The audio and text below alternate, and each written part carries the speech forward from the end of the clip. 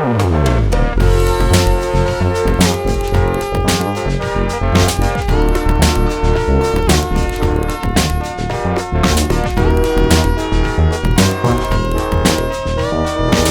cool thing about sample and hold is that it really made its debut with the ARP 2600.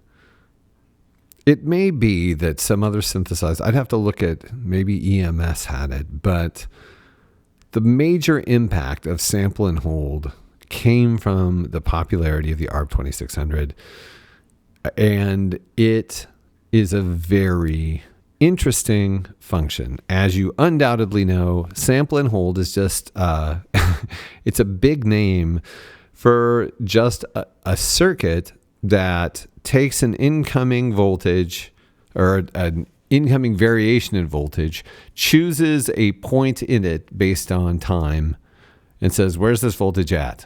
And then it holds that voltage. So the sampling isn't real sampling. It's taking a sample of the voltage, which is to say, just coming in on the voltage wherever it's at, saying, where is it? Okay, it's here. Let's hold that voltage. And that's basically what's happening. So if you take a variable voltage coming in and then you keep checking on it metrically, it ends up sounding quantized and stepped, which gives us the sound that we're all so familiar with, the sample and hold sound. Here, let's listen to it in regard to frequency.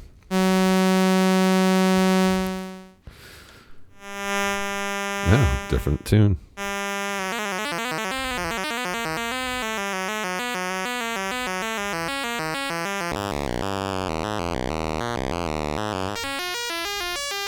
Or 1960s computer sound, as I call it. And of course, you can apply that to more things than just frequency. You can also apply it to the filter, which we've all done a million times. And I think the most iconic use of sample and hold came from an ARP 2600. I'm not entirely sure. And I'm not even going to name the song in case someone knows. But anyway.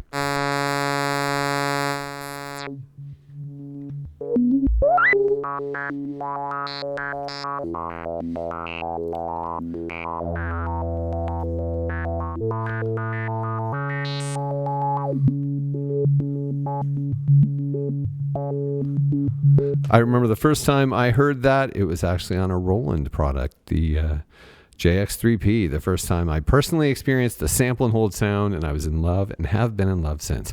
So that's basically what the sample and hold does and how it sounds when it's doing it. However, that's the most standard application of sample and hold, but there are many, many other ones, and this initial sort of application of the sample and hold has a lot of functionality built right into it. Here, let's go back to that. We have the rate slider.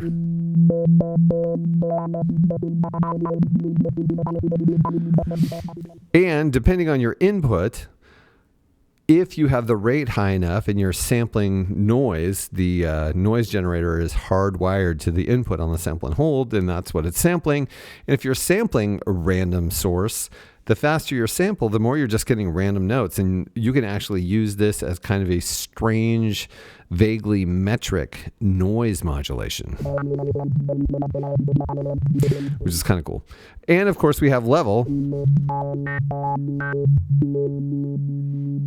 You can make it subtle or you can make it overt. So those general functions, those functions are more useful than some of the applications of sample and hold you'll see. Anyway, we have even more going on with this unit, and that is you don't have to settle for noise being the input. You don't have to have a random input. You can actually have a waveform input. Let's, for example, try this with a slow sawtooth.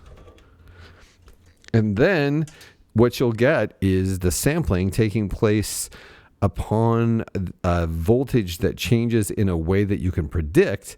Therefore, you have a sense of the voltage variances you're going to get. So I put a slow sawtooth into this. We'll put it back to the filter. Actually, let's just listen to the notes. The notes will give us a good sense of what's going on. So let's listen to oscillator 1, which is slow. Let's take off the filter.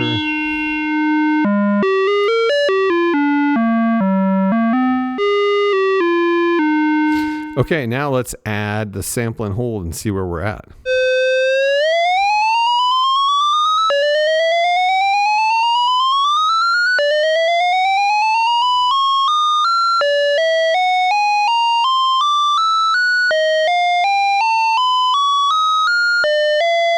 So what we're hearing is the ramp of the ramp wave, or sawtooth. It's actually shown accurately as a ramp wave. So the sampling is taking place on this slow sawtooth wave, and you can hear it as the saw goes up, and then you can hear it drop.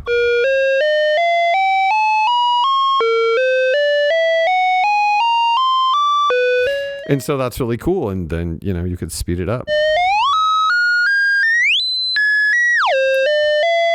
Sorry.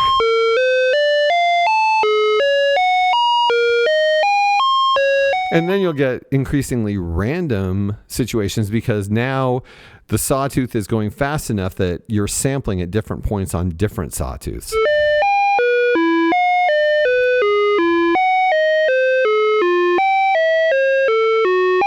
Right there, you're getting a sample that starts high on the ramp, and then the next one's slightly slower on the next ramp, or lower, and then onward. So you get really interesting outcomes that you may never have considered because we're so used to just getting a random input.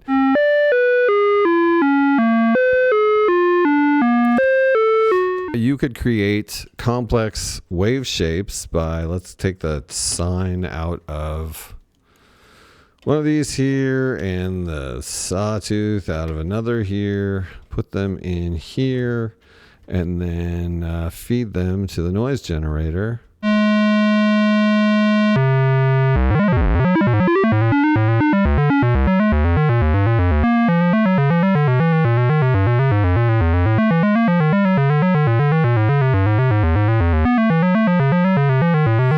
So what we're hearing is a mix of a sawtooth and a sine wave, and it's giving us those sequences of notes, which are not random, but they're not, they're not programmed, but they sound like they could be.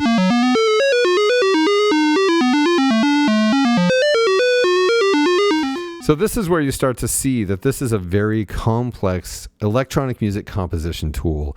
It's not just for playing sweet leads on rock songs. This thing does all of the things that like you would see in, for example, a lot of the functionality is stuff that you would see implemented differently in like a Buchla easel created by Don Buchla for the purpose of electronic music, traditional electronic music. There is just such, you can get this thing to play itself in very interesting ways and create new electronic, like traditional electronic music. It's really quite fascinating.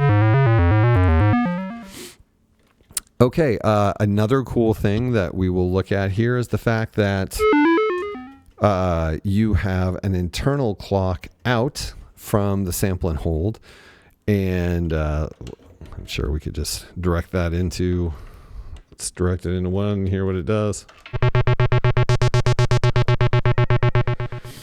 It's acting as kind of a amplitude. That's weird.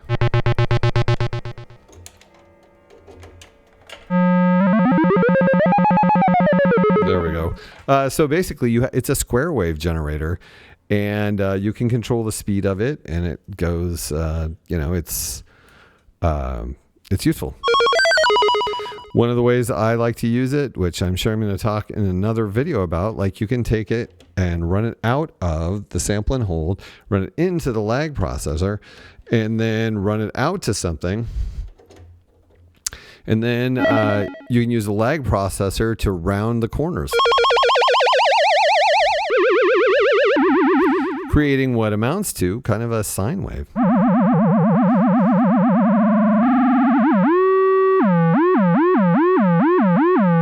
It sounds more like a sine wave at faster speeds, but you know.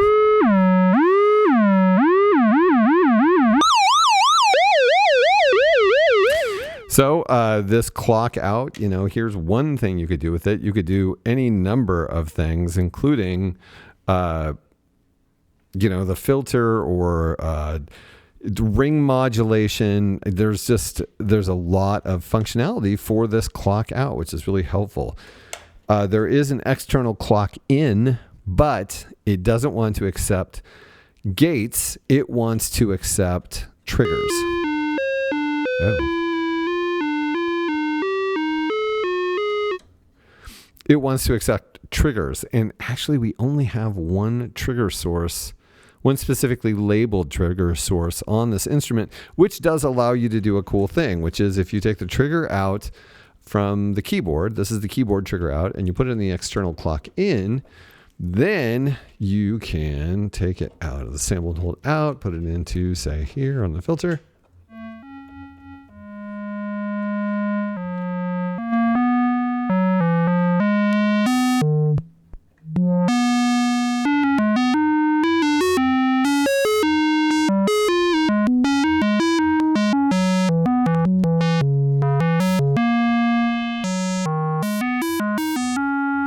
So what's happening is the sample is the clock, the sampling clock is actually the notes you're playing. So when you play a note, it samples the incoming set of voltages, and that's what you get. So each time you play it, you get a different filter setting in this particular patching.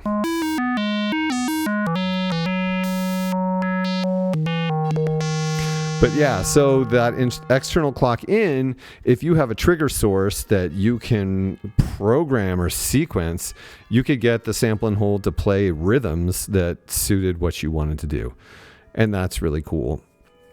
The other thing we have is over here, we have the electronic switch. The electronic switch is really cool. I'm going to do a video on it.